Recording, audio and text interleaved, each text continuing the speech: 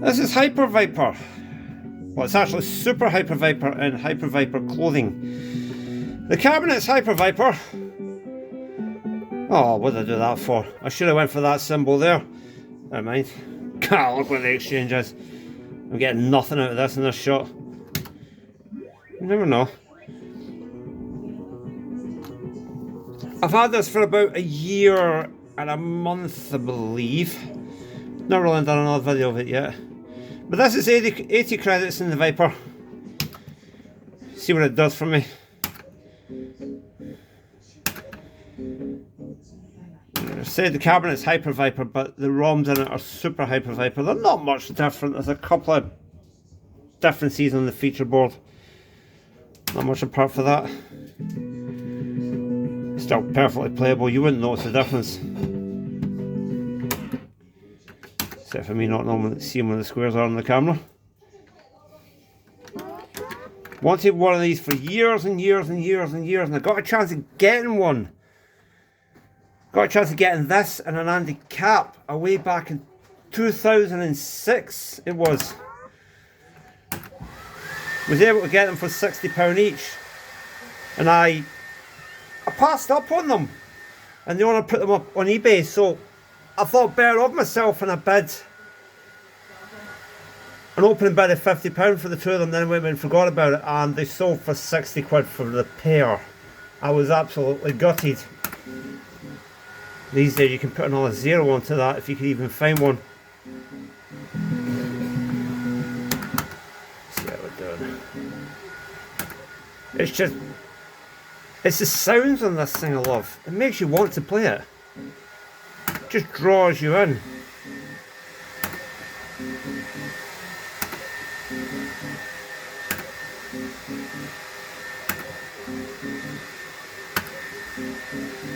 See what it does for us.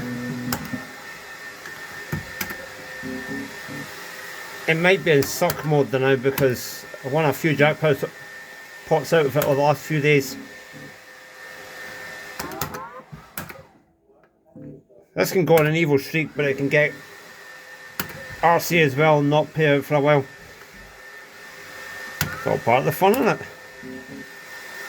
Got this out at a local arcade. Not revealing how I came to come across it, but it's here spending its retirement. Arcade only needed space for other games.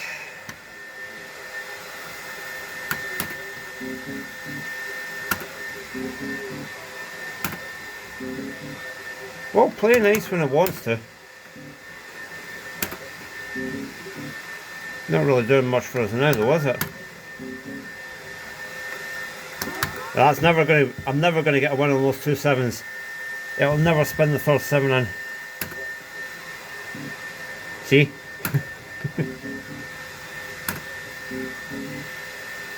I think the idea of that putting 2 7s on the lines to lure the player in. They are gambling machines after all. Not much gold for us there. 2 energies, what can we do with that? Put that down. 1 nudge. Oh well. See if we get any wins out of it at all in this round of games. Doesn't matter if I do or I don't. Not put any more credits in it, otherwise the video won't be called 80 credits on the Viper.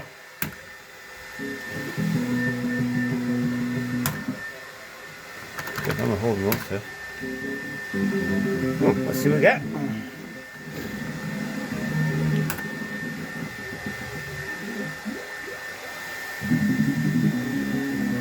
£2. Usually when that goes up there, its next spin's going to be a 5 and take us straight to charm and usually give a snake bite, but you never know. It can go to nudge pot or it can advance up to the next ladder and we got the charm. 4 not 5. I knew it was going to do that. It's going to give me snake bite now, isn't it? Ah, snake bite antidote. Hold on.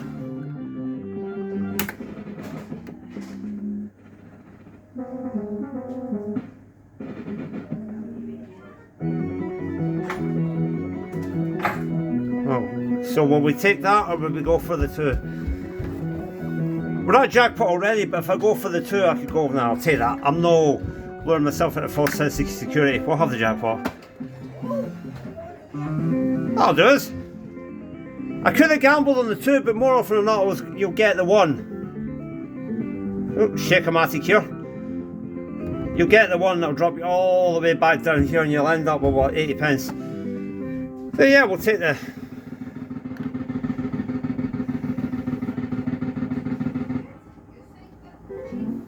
Oh, let's give us a repeat chance. That's right, the Super Hyper Viper's got a repeat chance up here. Let's see what we do. Will it start again? No, I didn't think it would. Let's bring these 2 7s. Bit of a symbolic nudge that, and no 1 available.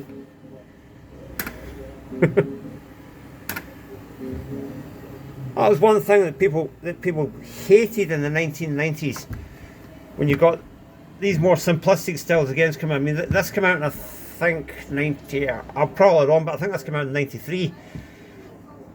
I know it was about 1994 because it was in the Milton Keynes Coachway then. I played it when I was a sprightly teenager.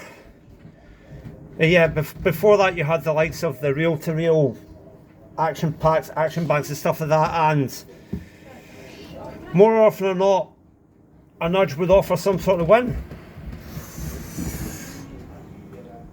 That was an evil blast of wind there. I know. That nearly took my hallway window out. I need to keep an eye on this storm today. Anyways, yeah, but that's more simplistic style again, bar 7 style again, and to be honest, everything else after that, the majority of nudges you get, there's no 1 available. It's just like an academic nudge. Say, here's a couple of nudges, you can't do anything with them. But again, it's all about putting that mindset in people's heads. Oh, I could have got something out of that. I'll put another coin in, we'll see if it comes round this time. But, yeah. I mean, I like my fruit machines, but I very rarely I'll play a modern game. Don't get me wrong, there are a couple of modern games that I will play. I wonder juggling jackpots for a while, and if I ever see that in an arcade, I'll give that a spin. And I'll give Deal or No Dealer a spin if it's on a $5. It's always good for a couple of quid. But if you can afford it and you're into fruit machines and you've got the space, get one of these. Especially if you're a beginner, get one of these or get an MPU5, because even these are bulletproof. The batteries can weaken these and they'll still keep running. They'll still try and keep running. You know, it's your Scorpion 4s and other things, the batteries leak on them, and it's good night Vienna. But these, no matter what you do to these MPU 4s, they will keep trying to run. I've had one catch fire on me and it ran afterward. No lights, admittedly, and my missus didn't let me try and build anything in the spare room ever again. That was a super streak I was trying to fix. I think that was before I actually learned to fix the things. I was just tinkering and messing with things. I'm a lot more smarter now.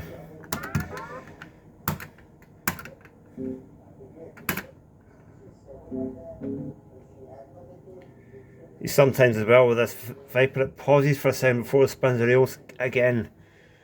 It's a kind of lure you in technique. That's it! 4 quid on the Viper.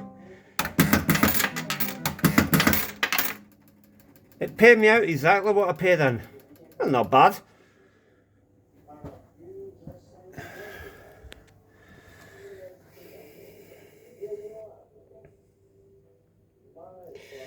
So we look at the trap mode there. Yeah. I need to get a door.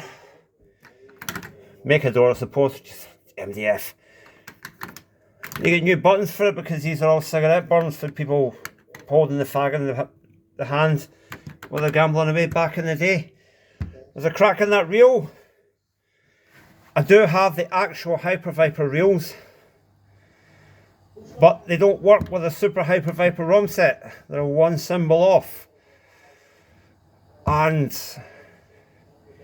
I can't get a Hyper Viper ROM because the characterizer's different.